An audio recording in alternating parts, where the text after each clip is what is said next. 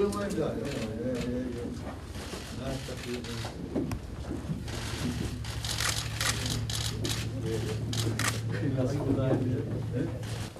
제1차 정치혁신위원회에 뭐라 그럴까, 손님이라 그럴까, 그런 위치로 온 겁니다. 그러니까 앞으로는 아마 참석 안 할 거예요. 그러니까 꼭 드리고 싶은 말씀이 있을 때 위원장님 허락을 득해서 여기 오겠습니다. 그리고 여러분들이 하시고 싶은 말은 언제든지 비대위원회 공식적으로 참여해서 발언할 수 있습니다. 그러니까 그걸 유의해 주시고요. 오늘은 60년 정통야당 민주당의 100년 새 역사가 시작되는 날이라고 해도 과언이 아닙니다. 대선 패배에 대한 처절한 반성과 성찰을 바탕으로 민주당은 오늘부터 3대 혁신 대장정을 시작합니다. 첫째가 대선 평가위원회를 통한 냉철한 과거의 평가, 둘째가 정치혁신위원회를 통한 튼튼한 미래의 설계, 셋째 전대준비위원회를 통한 획기적 혁신 행동이 바로 그것입니다. 오늘 정혜고 교수께서 진두지휘하시는 정치혁신위원회가 3대 혁신 대장정의 첫 발을 내딛는 역사적인 날입니다.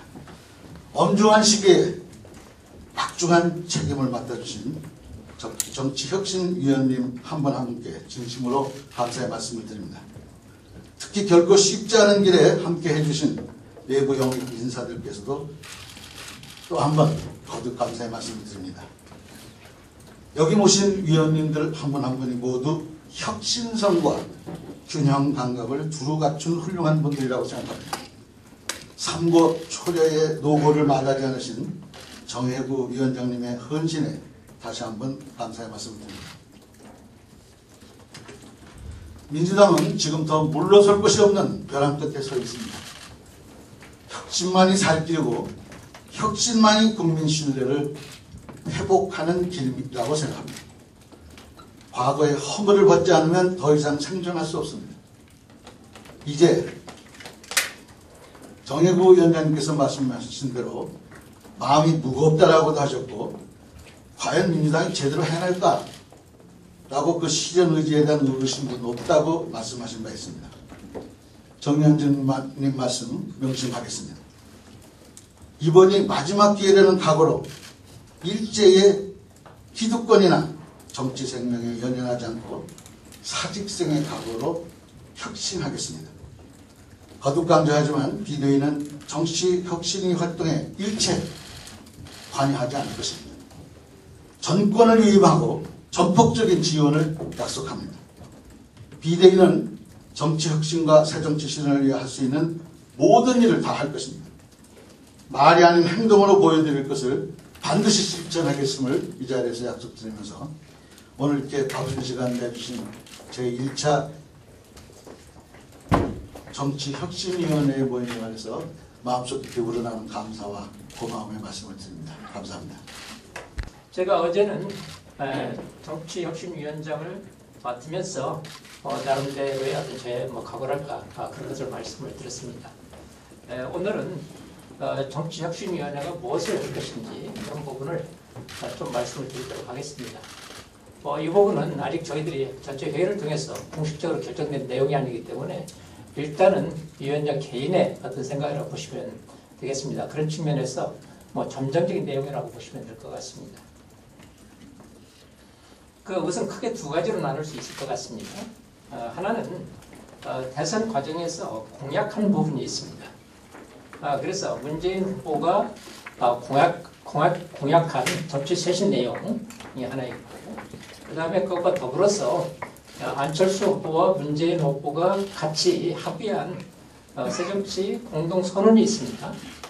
이 부분은 국민들에게 이미 약속한 부분이기 때문에 저희들이 이것을 다시 검토해서 우선 실천 가능한 부분부터 먼저 실천할 수 있도록 그렇게 조치를 하도록 하겠습니다. 그 다음에 문재인 후보의 공약이나 안철수 후보하고 합의한 새정치 공동선언이 이미 이제 공개되고 합의한 그런 공약한 부분이라고 한다면 다음으로 또 하나의 이제 정치혁신 부분은 민주통합당의 혁신 부분이 되겠습니다. 그리고 어떻게 보면 민주통합당의 어떤 혁신 부분이 대선 패배 이후에 더 중요한 문제가 아닌가 이렇게 생각이 듭니다. 그래서 큰 카테고리로서 민주통합당의 혁신 문제를 다루도록 하겠습니다. 그리고 그 안에서 여러 가지 문제들이 있겠습니다만 전반적으로 일단은 민주통합당의 모든 측면을 한번 검토를 해볼까 생각을 합니다. 그렇게 검토를 하고 거기에서 문제가 무엇인지 그런 것을 확인하고 그 확인을 통해서 개선할 점 이런 점들을 저희들이 토론하고 합의해 나가도록 그렇게 하겠습니다. 좀 구체적으로 그 내용을 보면 이런 내용들이 될 것 같습니다. 하나는 가장 지금 이제 문제가 되는 게 계파 갈등의 문제라고 볼 수가 있습니다. 그래서 계파 갈등 문제를 어떻게 해소할 것이냐, 그리고 이제 그런 속에서 당의 리더십 문제를, 당의 민주적 리더십 문제를 어떻게 세울 것이냐라는 문제가 초미의 관심사가 되고 있습니다. 그런 문제를 저희들이 토론하고 그 토론을 통해서 좋은 대안을 마련하도록 좀 해볼 생각입니다. 그 다음에 두 번째는 당 조직 기반의 문제입니다. 지금 민주통합당의 기반은 지역 중심으로 되어 있습니다. 지역 중심으로 되어 있습니다만 당의 조직 기반을 강화하기 위해서는 지역을 넘어서서 계층, 직능 기반으로 또는 세대 기반으로 확대를 시켜야 될 것 같습니다. 왜 그러냐면 계층, 직능 기반을 저희들이 고려를 하고 그 다음에 세대로 고려를 해야 공익, 지역, 계층, 직능, 그 다음에 세대 이런 부분을 다 아우를 수 있기 때문에 그런 부분에서 당의 조직 기반을 어떻게 강화할 것인가 그런 부분을 저희들이 연구하도록 하겠습니다. 세 번째는 당의 어떤 정책 정당화, 생활 정당화 문제입니다. 주로 이제 중앙당에 해당이 되겠습니다만 중앙당의 정책 능력을 이제 강화시키는 것이 필요한 것 같습니다. 그리고 그것은 지금 당에 있는 정책연구소의 어떤 위상의 문제, 역할의 문제, 그런 문제도 이제 관련이 있을 것 같고요. 그 다음에 중요한 문제는 이런 정책이 단순히 우리 국민들의 어떤 생활과 무관한 정책이 아니고 국민들의 생활 위에 기반한 그런 정책이 이제 되어야 됩니다. 그렇기 때문에 정책이 일종의 그 국민들의 생활에 기반한 정책이 이제 되기 위해서 국민들의 삶, 국민들의 어떤 생활에 기반한 정책이 될 수 있는 생활 정당화 문제 또는 생활 정책화 문제를 저희들이 검토를 하도록 하겠습니다. 그 다음에 또 하나는 당의 분권화 문제, 지방당의 민주화 문제 이런 문제도 검토를 해보도록 하겠습니다. 지금 한국의 모든 정당들이 중앙당으로 좀 과도화되어 있는 그런 상황입니다. 그렇기 때문에 중앙당이 과도화되어 있는 그런 상황을 분권화시키고 그런 분권화시키는 속에서 또 지방당으로 내려가면 일종의 특정한 어떤 사람이나 어떤 세력이 이제 독점화되는 그런 경향이 있기 때문에 그것을 어떻게 민주화시킬 것인가 이런 문제들을 검토를 해보도록 하겠습니다. 그 다음에 다섯 번째는 당의 현대화 문제입니다. 여러분들 잘 아시겠지만 최근에 와서 온라인이라든지 SNS라든지 그런 부분을 통해서 많은 사람들이 서로 소통을 하고 의견을 나누고 있습니다. 특히 이제 젊은 사람들은 더욱 그렇습니다. 그렇기 때문에 당이 이런 시대적 변화의 어떤 추세에 적응하기 위해서 일종의 온오프 결합의 스마트 정당이라든지 네트워크 정당이라든지 그런 근대적 정당을 어떻게 만들어낼 것이냐 이런 부분도 검토를 하고 그 다음에 저희들이 이런 부분도 좀 검토를 할 생각입니다. 당도 하나의 조직이기 때문에 당 행정의 현대화 그리고 이제 기록화 문제 이 어떤 기록화 문제 같은 것은 제가 그 학교에서 연구자인데 당의 기록이 안 남아서 연구를 못 하겠어요. 그래서 당의 기록이 남는 그런 것까지 좀 이번에 검토를 할 생각입니다. 그래서 당이 활동을 하면 반드시 이제 기록을 남기는 문제 이런 문제까지 검토를 할 생각입니다. 그 다음에 또 하나 당의 중요한 기능이 시민들과 소통하는 문제입니다. 그래서 시민들과 소통하기 위해서 아직은 모르겠습니다만 당이 뭔가 그 어떤 그것을 매개할 수 있는 어떤 수단이 있어야 될 것 같아요. 그래서 당에서 온라인 신문사라든지 당의 방송국이라든지 그런 문제까지 검토를 해보겠습니다. 그런 문제를 통해서 당이 일상적으로 시민들과 소통하는 문제 그런 문제를 검토를 하겠습니다. 그 다음에 당의 중요한 기능이 교육 기능입니다. 교육 기능을 통해서 당원이나 그 다음에 당의 엘리트를 이제 키워내는 문제가 있습니다. 그래서 당의 연수 문제, 교육 문제, 추모 문제 이런 문제를 포함해서 지금 얘기한 전체적인 그런 문제를 포괄적으로 다루는 당의 현대화 문제를 좀 다뤄보도록 하겠습니다. 그 다음에 마지막으로 상당히 이제 논란이 되고 중요한 문제입니다. 공천권 문제입니다. 대통령, 국회의원, 지방선거 다 공천권 문제가 이제 걸려 있죠. 이런 문제가 있기 때문에 그런 문제를 어떻게 합리적으로 조정할 수 있을까? 이런 문제들을 저희들이 다뤄보도록 하겠습니다. 물론 지금까지 얘기한 부분은 아직은 제 개인적인 생각이기 때문에 저희들이 공식적으로 회의를 통해서 어떤 의제들이 이제 결정이 될지는 추후 공식적으로 좀 밝혀지겠지만 일단 잠정적으로 이런 것들을 다뤄볼까 생각하고 있습니다. 그리고 이를 통해서 당이 새롭게 거듭나는 그런 모습을 가졌으면 하는 그런 생각입니다. 하여튼 제 생각은 이런 내용을 통해서 충분히 토론하고 그 다음에 그런 과정에서 합리적인 대안을 만들어내고 그 대안이 당의 어떤 제도나 문화 또 현실에 반영될 수 있도록 함으로써 당이 거듭날 수 있도록 그렇게 노력을 좀 하겠습니다. 제 얘기는 이 정도로 좀 마치고 돌아가면서 우리 위원님들 간단하게 정치쇄신위원을 맡으면서 나름의 각오랄까 다짐이랄까 그런 말씀 한 말씀씩 해주셨으면 좋겠습니다. 우선 우리 부위원장입니다. 예, 이종걸입니다. 정치혁신위원회가 중요한 일을 할 수 있어야 될 것 같습니다.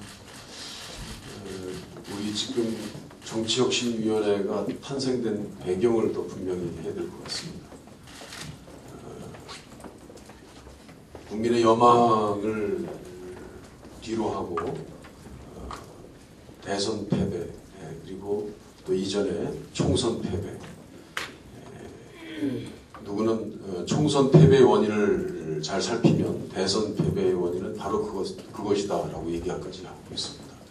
연속된 다 이길 수도 있다라고 생각한 큰 선거를 패배한 민주당 앞은 지금 그야말로 촛불입니다. 민주당을 지지했던 국민들은 아직까지 아무 말도 하지 않고 있습니다. 비난도 하지 않고 여기에 대한 평가도 하지 않고 있습니다. 어떻게 하나 쳐다보고 있습니다. 어찌 보면 민주당을 버릴 각오를 하고 있는지도 모르겠습니다. 이번 새정치혁신위원회는 그런 조건에서 성립된 위원회다. 어찌 보면 정치혁신의 과제들이 우리 위원장님께서 말씀하신 많은 내용들이 있습니다. 그 내용들을 다 풀고 또 열어보는 것도 중요하다고 생각합니다만 이번 대선과 총선 패배 직후에 이 갈라지고 무너진 국민의 마음들을 어떻게 추스리고 같이 함께하고 눈높이를 높일 수 있는 같이 할 수 있는 그런 조치로서의 정치혁신에 좀 집중되어야 된다고 생각합니다. 정치는 책임입니다. 책임을 지는 방법과 절차, 그 내용들을 정하는 것이 우선 가장 중요하다고 생각합니다. 그리고 그 책임진 이후에 정치혁신에 대한 과제의 중요한 골격들을 만들어 나가는 것이 좋겠다. 그것은 지금까지 당이 갈라지고 당의 패배한 원인들을 또 분석해내겠지만 대략 저희들이 알고 있는 그 내용들을 극복하는 방법으로 당내에서 정책과 노선으로 경쟁할 수 있도록 하는 체제를 만드는 것이다 라고 생각합니다. 그리고 나머지 것들이 부수적으로 검토되고 또 이루어져야 된다고 생각합니다. 이상입니다. 예, 그 순서대로 그냥 그렇게 준비해 주시죠. 이제 민주통합당 전 인터넷 소통위원장 맡았던 문용식입니다. 저희 민주당이 정말 전 국민적인 선거 4번을 연거푸 졌죠. 2007년 대선 졌고 2008년 총선 졌고 그리고 2012년 총선 지고 또 대선 지고 정말 전국 선거 4번을 연거푸 졌습니다. 그 중에서는 절대로 질 수 없다는 선거에서도 졌고 절대로 져서는 안 된다는 선거에서도 졌지요. 그래서 국민들과 지지자들이 민주당을 보는 눈이 정말 싸늘하기 이를 데가 없습니다. 이렇게까지 그 회초리를 들고 있음에도 불구하고 우리가 여기서 근본적인 혁신을 못 해내면 정말 민주당이 앞날은 없다 할 정도의 위기 상태라고 저는 생각을 합니다. 비대위가 출범하면서 민주당의 자랑스러운 60년 전통만을 빼고는 전부 다 버릴 각오로 혁신하겠다고 했습니다. 그리고 가지고 있는 모든 기득권을 버려야 한다라고 계속 얘기를 하죠. 정말 저희 위원회에서 정치혁신위원회에서 기득권을 무엇을 버릴 것인지 하나에서부터 10까지 찾아내서 전부 다 버리는 안을 만들어야 한다고 생각을 합니다. 그래서 근본에서부터 새롭게 당을 만든다. 정말 재창당한다는 각오로 기본부터 설계를 하고 그 안을 짜고 그에 따라 실행을 해야 된다. 그래야만이 민주당이 살 수 있고 저희 지지자들 1470만이 진보개혁 세력 국민들의 뜻을 담는 튼튼한 그릇을 기초부터 세워나갈 수 있다고 생각을 합니다. 그런 혁신 방안을 만드는데 저부터 있는 작은 지혜라도 최대한 모아서 열심히 안을 다듬어 보겠습니다. 고맙습니다. 네, 반갑습니다. 경희사이버대학교에 있는 민경배라고 합니다. 개인적으로 혁신위 참여를 제안을 받았을 때 사실은 상당히 망설이고 고민을 많이 했습니다.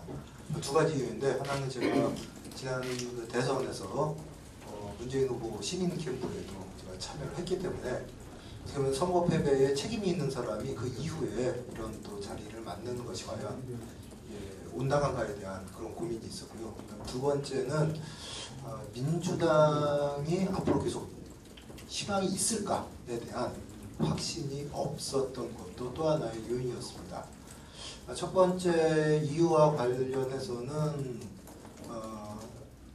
이런 그 혁신의 과정에 참여하는 것이 어떻게 보면은 또 다른 방식으로 책임을 지는 하나의 길이 될 수 있겠다라고 생각이 들었고요.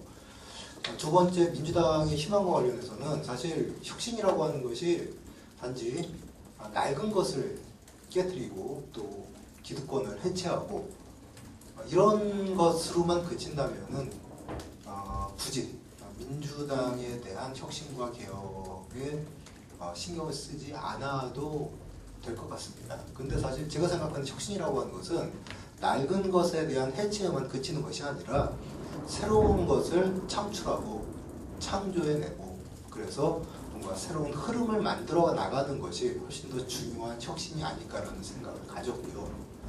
그런 것들은 어찌됐건 간에 기존의 전통을 가지고 있고 기존의 물적 기반을 가지고 있는 정당의 틀 안에서 그 틀을 다시 리모델링하는 방식이 훨씬 더 효율적인 방식이 아닐까라는 생각을 가지고 이번 혁신위에 참여하게 되었습니다.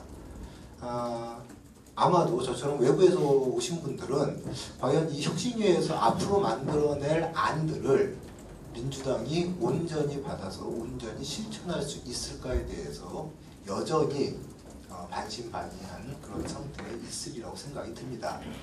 하지만 이런 그 논의 과정을 통해서 만들어진 결과물이라고 하는 것이 결국은 어떤 새로운 정치, 새로운 정당의 모델을 만드는데 분명히 중요한 디딤돌이 될 수 있으리라고 생각을 하고요. 바로 이제 그런 과정에서 어떤 창조적인 혁신을 만들어 나가는 그런 그 작업들을 앞으로 해나갈 수 있었으면 좋겠습니다. 감사합니다.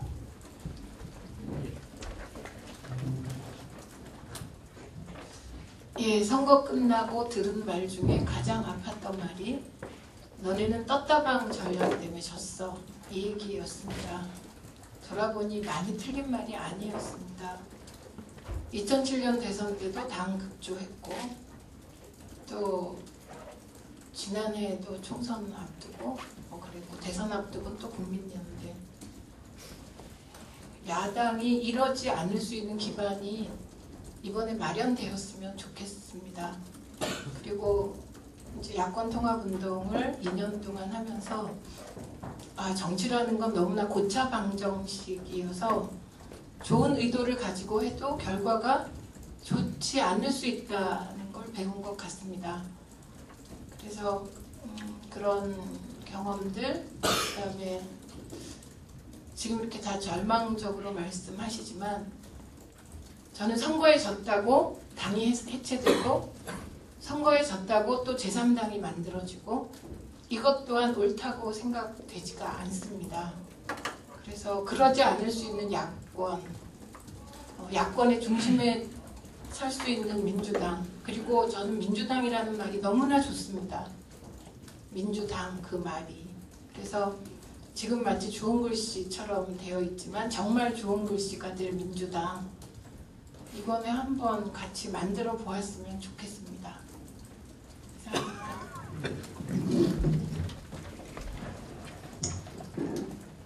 명지대학교의 김익환입니다.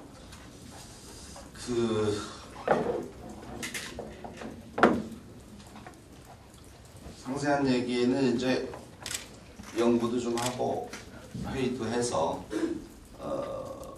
좀 얘기를 하는 게 옳을 것 같고요. 오늘은 그 소감이랄까 이 위원직을 하면서 어떤 원칙을 지켜야 될까 그런 말씀을 좀 드리고 오히려 그런 부분을 뭐 저희 위원들도 기자분들도 공유를 하는 게 필요하지 않을까 이렇게 생각합니다. 아까 몇 분이 말씀하셨는데 제가 생각하기에 민주당은 그동안 좀 너무 지신 것 같아요. 저는 제 소개를 간단하게 해야 되는데 저는 정치권의 근방에서 뭐 정책을 개발하고 이런 일에 부분적으로 참여를 한 바는 있습니다만 정치하고는 엄청 멀리 있는 사람이에요. 현재도. 그리고 과거도 그랬었고 뭐 공부 조금 하고 학생들 가르치고 이제 이런 것이 주업인데 저는 개인적으로 그럼에도 불구하고 한국의 아주 건전한 진보 진영이 이렇게 참담한 상황까지 가는 것은 옳지 않다. 이제 이런 생각을 하면서 정치권을 바라보고 있었는데요. 제가 보기에는 국민들이 이렇게 말씀을 하시면 우리 정치권은 뭔가 필터링을 해서 들으시는 것 같아요. 그러니까 필터링을 해서 듣고 우리 정치인들의 사고 구조 또는 그분들을 뭐 어떤 의미에서는 지배하기도 하고 영향을 미치기도 하는 그런 정치 구조로 다시 재해석하세요. 그리고 이제 결과를 내놓으시니까 국민들하고 저는 그렇게 하셔서는 소통하기 참 힘들 것이다 이렇게 포괄적으로는 그렇게 생각을 합니다. 그래서 아마 제가 이 위원직을 수락한 데는 우선 민주당의 문제는 저는 민주당이 풀어야 된다고 생각해요.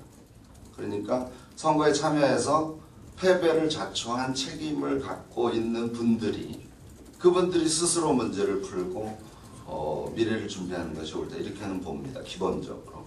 그러나 그 주체들의 생각의 방식을 완전히 바꿔주시지 않는 한은 저는 국민들에게 동의를 얻기가 쉽지 않을 것이다. 이렇게 보고요.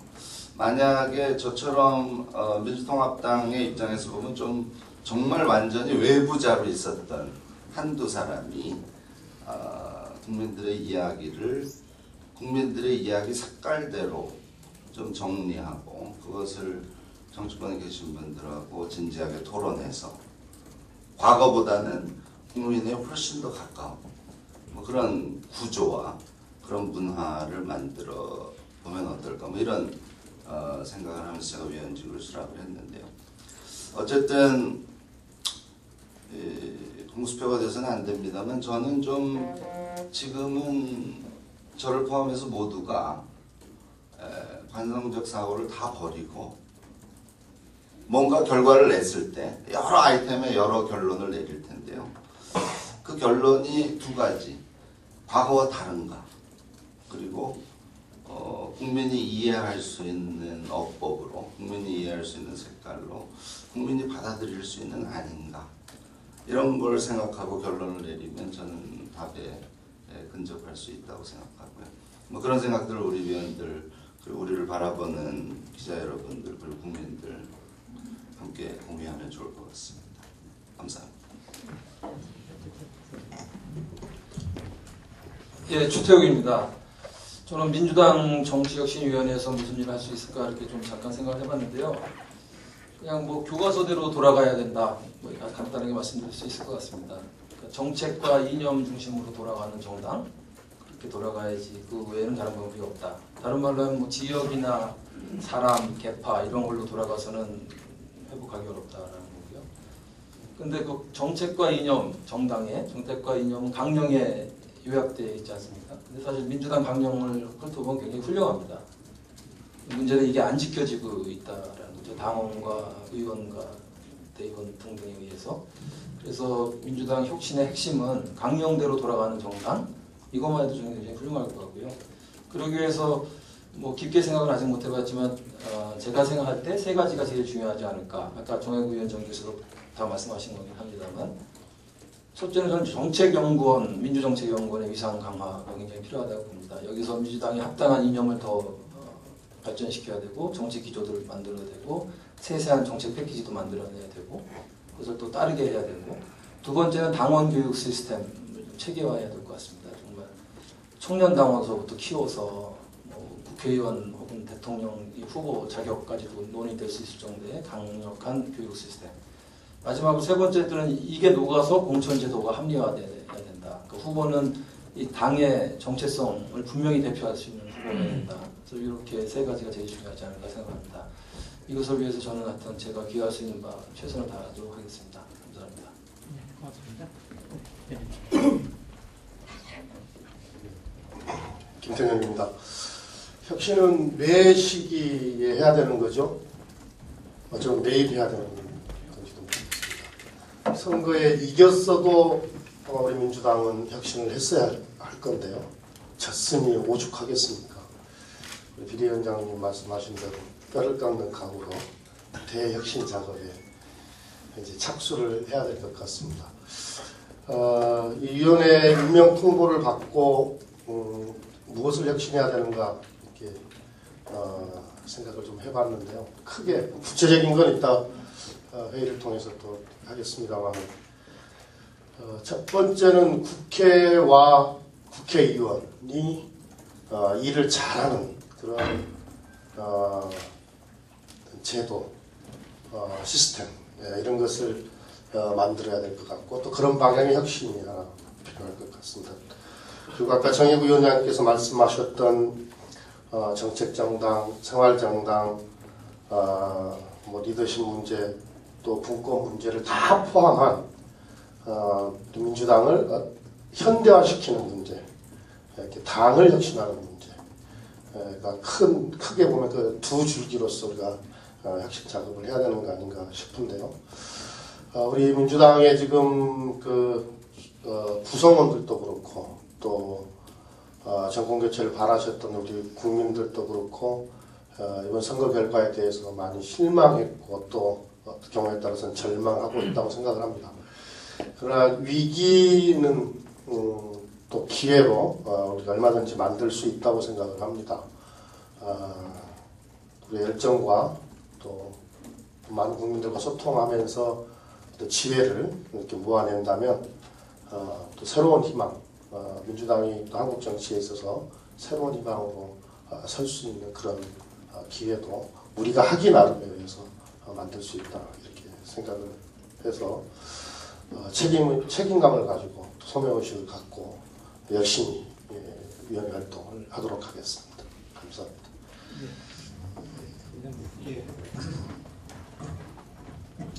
김성주입니다. 제가 이제 선거 하루 전날 밤에 제 지역이 전라북도 전주인데요. 마지막 날에 투표 동료 운동을 하기 위해서 대학가 근처에 식당가를 돌아다녔습니다. 그때 한 젊은 여성이 투표 꼭 하세요 그랬더니 투표하면 바뀌나요? 라고 저한테 반문했습니다. 제가 뭐라고 대답했냐면 투표하면 바뀝니다. 이길 수 있습니다. 세상을 바꿀 수 있습니다. 라고 답했습니다. 아주 자신 있게요. 그런데 그렇게 많은 사람들이 저희 지역은 80%가 투표하고 90%가 지지했는데 이기지 못했거든요. 바꾸지 못했거든요. 제가 정치혁신위원회에 참여하게 된 결심의 동기는 왜 우리는 최선을 다했다고 생각하는데 이기지 못하고 우리 지지자들에게 변화를 열망했던 사람들에게 절망을 안겨주었는가 도대체 우리가 뭘 잘못했는가 라부터 출발한다고 생각합니다. 저는 우리가 모인 것이 선거 패배에 따라서 청산하기 위해서 모인 게 아니라 새롭게 이기기 위해서 혁신하기 위해서 모였다고 생각합니다. 그러려면 저는 우리 자신을 다 들여다봐야 한다고 생각합니다.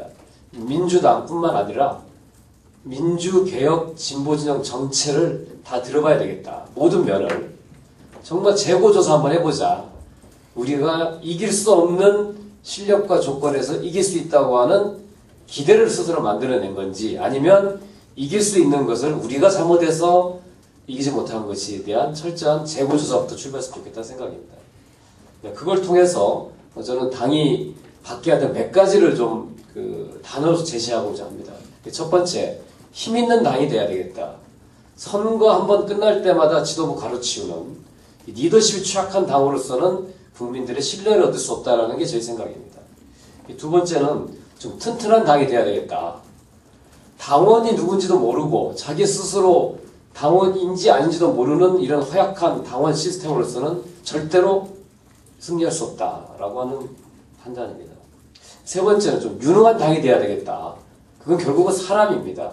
당직자, 공천 이런 데 있어서 객관적인 선발 시스템을 제도화해야 되겠다.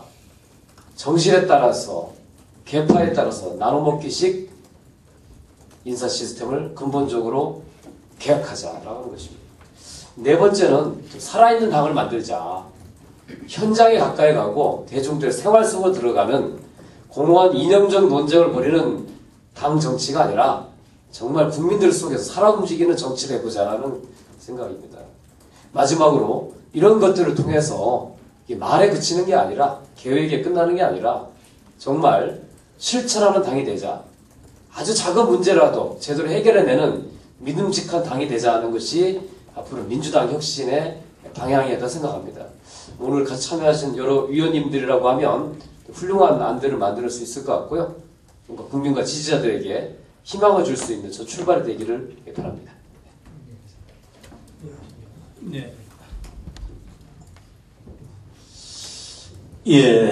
민홍철입니다. 저는 정치에 들어오게 된 게 1년도 채 안 됩니다. 사실은. 그래서 아마 신선한 생각으로 한번 참여하라라는 어떤 당의 명령에 따라서 오늘 그 위원으로 들어온 것 같습니다.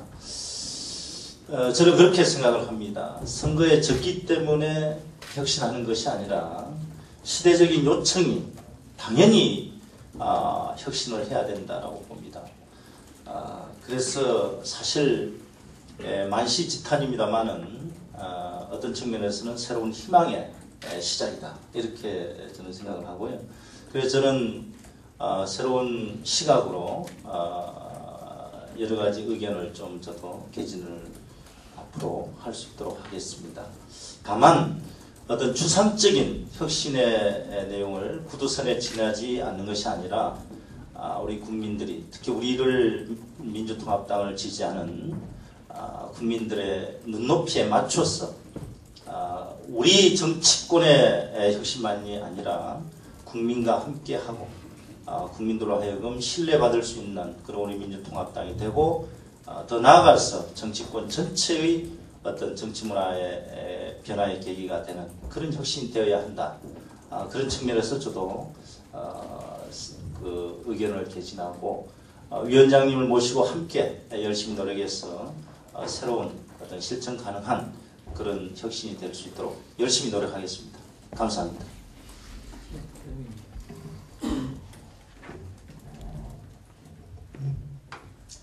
네, 고영희입니다. 저는 경기도의회에서 지난 7대, 그 다음에 2010년도 8대 재선 의원으로 민주당 대표의원을 지내다가 작년 초에 이제 총선 출마 관계 때문에 중도 사퇴한 적이 있습니다. 이번에 정의구 교수님께서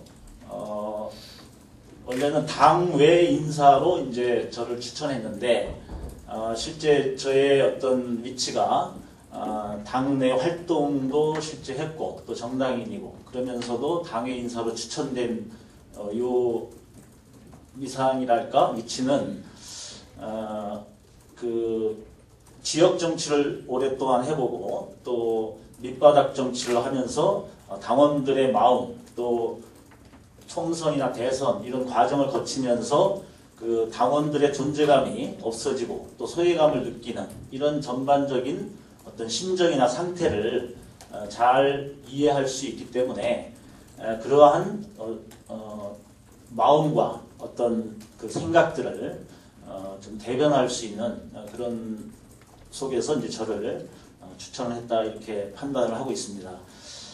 지금 그 총선이나 이제 대선, 경선, 또 대선 이런 과정에서 이제 많은 제도의 어떤 변화 때문에 그러기도 했지만 당원으로서 그 당기를 내고 정책에 참여하고 이랬던 당원들이 막상 어떤 새로운 당직과 공직을 선출하는 과정이라든지 또는 당의 어떤 의견을 수렴하는 과정에서 이제 많은 소외감들을 느끼고 있는 게 현실입니다. 그래서 그들의 그래서 현재의 상태를 보면 과연 이제 우리 당이 어떻게 할 건가를 어떻게 보면 관망가고 분명히 민주당의 당원이고 또 활동했던 정치인들이 또 이게 잘못되면은 뭐 제3의 정당이 만들어지는 건 아닌가.